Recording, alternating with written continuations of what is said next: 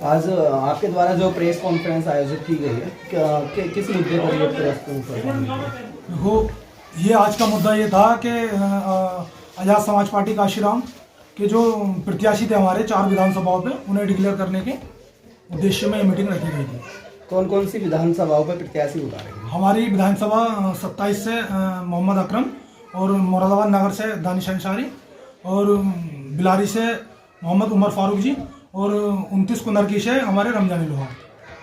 अभी जो ये प्रत्याशी उतारे गए हैं तो क्या आप पार्टी द्वारा कोई घोषणा पत्र जारी किया गया है? हाँ, पार्टी द्वारा घोषणा पत्र जारी किया गया है।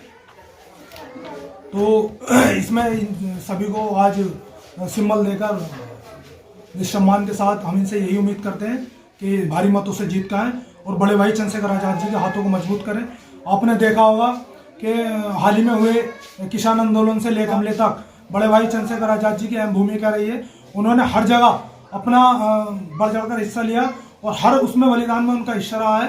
तो हम यही जो इस प्रदेश की जनता है और इस जिले की जितने भी हमने प्रत्याशी जिन विधानसभा से हमने उतारे हैं, हम जनता से यही अपील करते हैं कि आपने देखा होगा जो लोग आते हैं वो वोट लेकर सिर्फ चले जाते हैं, 5 साल तक उनका पता भी नहीं रहता कि वो लोग रहते कहाँ हैं। और आपने देखा होगा अगर कहीं भी किसी बहन बेटी या किसी पर भी कोई भी अत्याचार होता है तो लोग जो है भीम आर्मी से उम्मीद करते हैं। आपने देखा होगा अगर किसी बहन बेटी के साथ कहीं भी कोई अत्याचार हो जाता है तो बड़े भाई चंद्रशेखर आजाद जी से पूरी उम्मीद करते हैं लोग और पूरी बहन बेटियां उम्मीद करती हैं। आपने देखा होगा कि कहीं भी अगर किसी के साथ कोई अत्याचार होता है तो लोग 100 नंबर से उम्मीद ना कर भीम आर्मी से उम्मीद करते हैं, आजाद समाज पार्टी से उम्मीद करते हैं और उम्मीद के साथ साथ आजाद समाज पार्टी भीम आर्मी के जो भी कार्यकर्ता हैं वहां पर जाने का काम करते हैं। आपने देखा होगा उन्हें इंसाफ दिलाने का काम करते हैं। किन योजनाओं को लेकर चुनाव मैदान में उतरे हैं आप? योजना हमारी ये रहेंगी जैसे किसान नियंत्रण और जितने भी बिजली फ्री होगी हमारी। कितने यूनिट तक बिजली फ्री दे रहे हैं? हम 300 साढ़े 300 यूनिट तक बिजली फ्री करेंगे। अगर हम समाजवादी पार्टी की नीति है 300 यूनिट बिजली फ्री दे रहे हैं। आपने देखा होगा कि और जो पार्टियां हैं इन्होंने पहले भी काफी वादे किए हैं, मगर सरकार में आने के बाद समाजवादी में अगर आपने देखा होगा अगर सबसे ज्यादा अत्याचार होता है तो वो दलित पिछड़ों पर होता है। ये आजाद समाज पार्टी का पहला विधानसभा चुनाव होगा, अभी पार्टी भी नहीं है और बड़ी पार्टियों से आपकी टक्कर है, क्या कहना चाहेंगे? हम आपको बता दें आजाद समाज पार्टी ने अपना पहला जो चुनाव लड़ा था बुलंदशहर से लड़ा था उपचुनाव। तो आपने देखा होगा जो बुलंदशहर से हमने चुनाव लड़ा था, जो काफी 50 साल से जो पार्टियां बनी हुई हैं, जो मुख्यमंत्री रहने के बाद सत्ता में रहने के बाद भी उन पार्टियों को हमने पछाड़ा था वहां पर और बहुत जल्द वो दिन दूर नहीं है। वह आपकी आशीर्वाद से हम यहाँ पर भी इन पार्टियों को बहुत जल्द पछाड़ेंगे और हमारा प्रत्याशी भारी मतों से जीत कर आएंगे। अच्छा, जैसे मायावती एक चेहरा रही है दलितों के लिए, तो क्या आपको लगता है कि चंद्रशेखर जी को इतना मिल पाएगा, सम्मान मिल पाएगा? मैं आपको बता दूं, हम वो हमारी बहन जी है, हम उनका सम्मान करते हैं। आपने देखा होगा कहीं ना कहीं वो साहब काशीराम और बाबा साहब के मिशन से भटक गई है। अगर असली मिशन और मूवमेंट का काम करने का काम किसी ने किया तो बड़े भाई चंद्रशेखर आजाद जी ने किया है।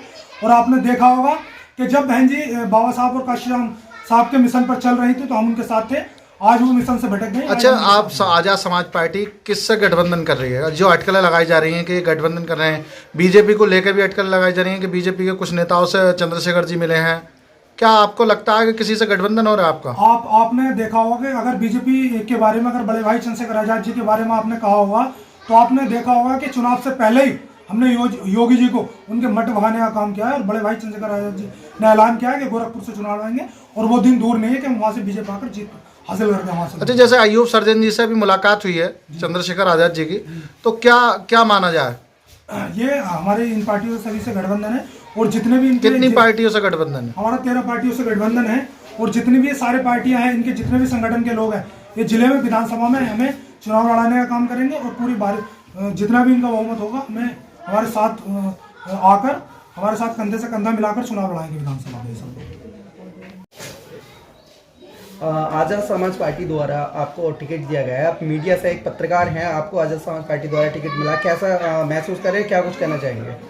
मुझे बहुत अच्छा लगा कि आज आजाद समाज पार्टी के राष्ट्रीय अध्यक्ष जो चंद्रशेखर आजाद ने मुझे टिकट दिया और एक पत्रकार को टिकट देकर उन्होंने मीडिया जगत को अपने साथ लिया और मीडिया की जगत के बारे में कुछ उन्होंने सोचा, इसलिए मुझे बहुत अच्छा लगा। और मैं अपने मीडिया कर्मियों को, मीडिया भाइयों से, जितने मेरे पत्रकार साथी हैं, सबसे मैं उम्मीद करूँगा कि आज़ाद समाज पार्टी को लड़ाएं, क्योंकि आज एक ऐसी पार्टी उभर कर आई है शहर के अंदर, उत्तर प्रदेश के अंदर, जो कि दलितों की और मुस्लिमों की सबकी हिमायती है। और जो काम उन्होंने किया आज़ाद समाज पार्टी राष्ट्रीय अध्यक्ष ने, वो शायद ही कोई नहीं कर पाया हुआ।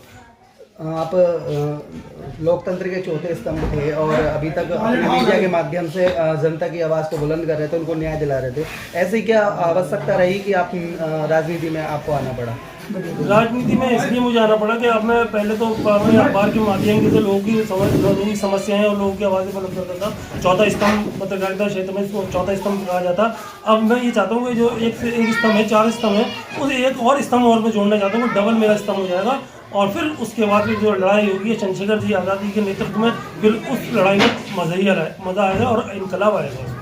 मुरादाबाद पीतल नगरी के नाम से विश्व भर में मशहूर है और ऐसी बड़ी विधानसभा से आपको टिकट दिया गया है, बड़ी पार्टियों से आपकी टक्कर रहेगी, तो किस तरह से आप चुनाव मैदान में आएंगे और क्या मुद्दा आपका रहेगा?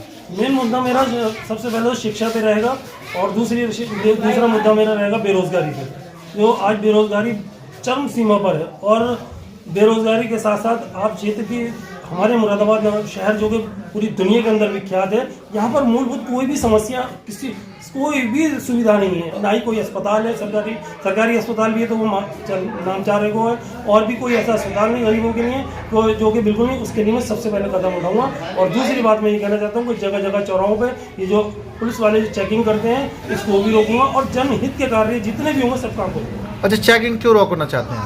चेकिंग मैं इसलिए रोकना चाहता हूँ, चेकिंग करिए, नहीं कह रहे चेकिंग, लेकिन चेकिंग के नाम पर अवैध वसूली जो होती है, इसलिए जो अवैध वसूली हो गई तो इससे चेकिंग, इस वजह से मैं अवैध वसूली रोकना चाहता हूँ।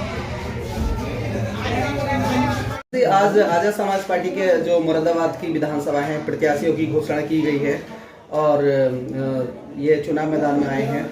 आप भीम आर्मी के जिला अध्यक्ष हैं, तो आपका किस तरह से इन प्रत्याशियों को सपोर्ट रहेगा? सबसे पहले तो मैं इन प्रत्याशियों को बहुत बहुत बधाई देना चाहता हूँ कि सभी लोग भारी मतों से जीत के आए और यहाँ पर मुरादाबाद में आज़ाद समाज पार्टी का नाम रोशन करें और बड़े भाई चंद्रशेखर आज़ाद जी के हाथों को मजबूत करें।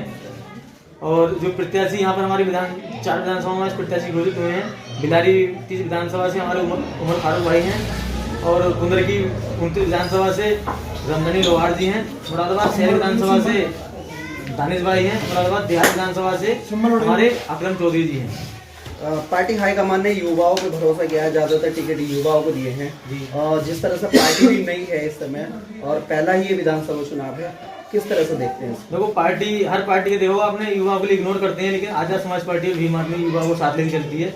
और मैं बात करूँ पहली चुनाव है हमारा चुनाव, अभी उपचुनाव लड़े थे हम बुलंदशहर सीट में, तो आपने देखा होगा कि हमने जो दिग्गज पार्टी थी अपने आप में, वो बता देंगे हम पार्टी दिग्गज हैं, हम मुख्यमंत्री रह चुके हैं, उन्हें हमने पीछे छोड़ा है और वहाँ पे तीसरे नंबर पर हम अपना स्थान लिया है हमने बुलंदशहर उपचुनाव में। तो मैं चाहूँगा कि हमारे भी जो प्रत्याशी हैं, काफ़ी प्रत्याशी भारी मतों से जीतेंगे यहाँ पे और अपनी विधानसभा में दर्ज कराएंगे भीम आर्मी आज़ाद समाज पार्टी।